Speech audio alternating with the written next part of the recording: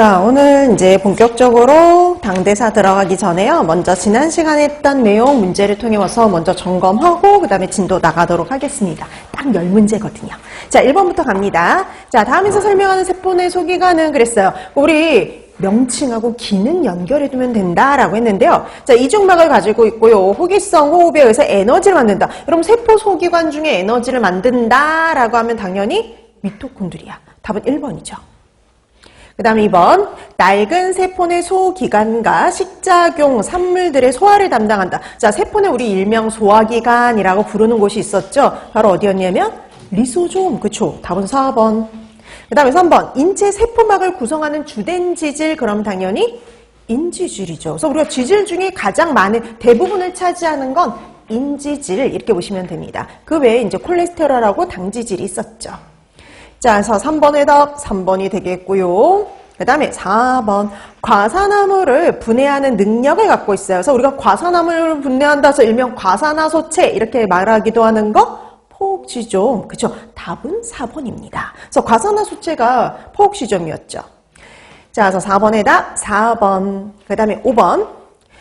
농도의 역행에서 갑니다. 자, 그렇기 때문에 운반체, 에너지 둘 다를 필요로 한다. 이건 뭐의 특징이었냐면 능동의 특징이었죠. 그래서 능동은요, 운반체도 있어야 되고 에너지도 필요로 해요.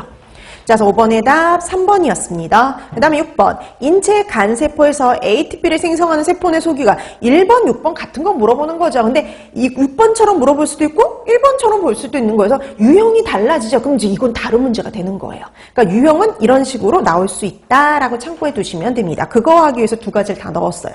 자, 그래서 6번의 답 4번이 되죠. 자, 다음 7번.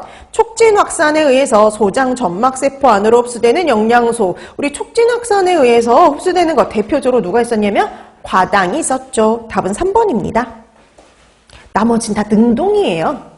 자, 그래서 7번의 답 3번이 되겠고요. 그 다음에 8번. 소중에서 우리 포도당 흡수하고 되게 밀접한 관련이 있는 전해질이 있었죠. 그럼 포도당 흡수할 때 반드시 필요한 거? 나트륨. 그래서 답은 1번입니다. 자, 그래서 8번의 답 1번이 되겠고요. 그 다음에 9번. 다음에서 설명하는 물질 운반 기전은 그랬습니다. 농도차에 의해 물질 농도가 높은 곳에서 낮은 곳으로. 일반적인 방법이네요. 자, 운반체를 필요로 합니다. 자, 우리가 수동적인 방법인데 운반체를 필요로 하는 거 뭐였을까요? 촉진확산. 그렇죠. 촉진확산이. 그래서 촉진확산은요, 에너지는 필요하지 않은데 운반체는 반드시 필요했었죠.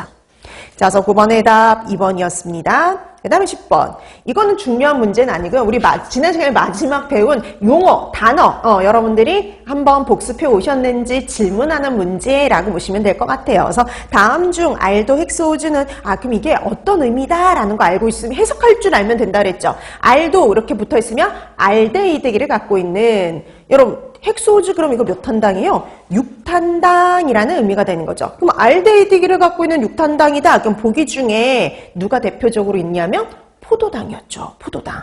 자, 그래서 답은 4번입니다. 1번 보세요. 메가당. 그럼 이건 2당류잖아요. 단당류가 아니라 2당류였고요. 과당은 케톤기를 갖고 있었죠. 그 다음에 리보즈, 그럼 5탄당이었고요. 글리세르 알데히드, 그러면 3탄당입니다. 그래서 이게 여러분들이 기본적으로 이게 3탄당인지 5탄당인지 6탄당인지 생화학에서는 그 정도는 구분하셔야 돼요. 여러분 생화학은 여러분 이렇게 생각하시면 됩니다. 여러분 생화학은 우리 체내에서 이제 생리학에서 소화가 됐잖아요. 소화된 다음에 흡수되어서 이 당들이 어떻게 대사되는지를 공부하는 거다 보니까 주로 단당류의 대사 위주예요. 단당류. 자, 그래서 여러분들이 단당류 이름 구분하는 것 정도는 하실 수 있으셔야 돼요. 자, 그래서 10번의 답 4번이었습니다. 그 다음에 이제 우리 지난 시간에 이어서 5페이지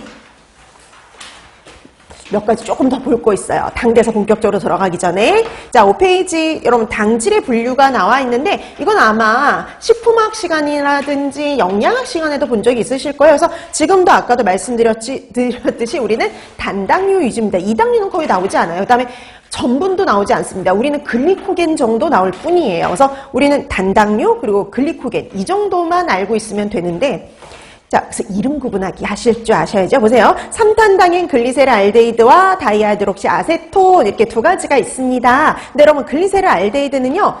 오늘 다 해당 과정에서 둘 다 이름이 나올 거예요. 근데 여러분 글리세라 알데히드는 알도우즈 알데히드기를 갖고 있고요. 그다음에 디하이드록시 아세톤은요. 케톤기를 갖고 있는 케토우즈예요. 자, 그 다음에 오탄당, 리보즈, 디옥시 리보즈인데 여러분 리보즈는 오늘 수업 시간에도 나오지만 나중에 마지막 핵산의 대사 DNA, RNA에서도 나올 건데요. 이 리보즈는 DNA, RNA를 구성하는 물질이거든요. 자, 그 다음 6탄당, 그럼 우리 여러분 잘 알고는 포도당, 과당, 갈락토즈, 만노즈잖아요. 근데 그 중에 과당만 뭘 갖고 있느냐? 케톤기를 갖고 있는 당입니다.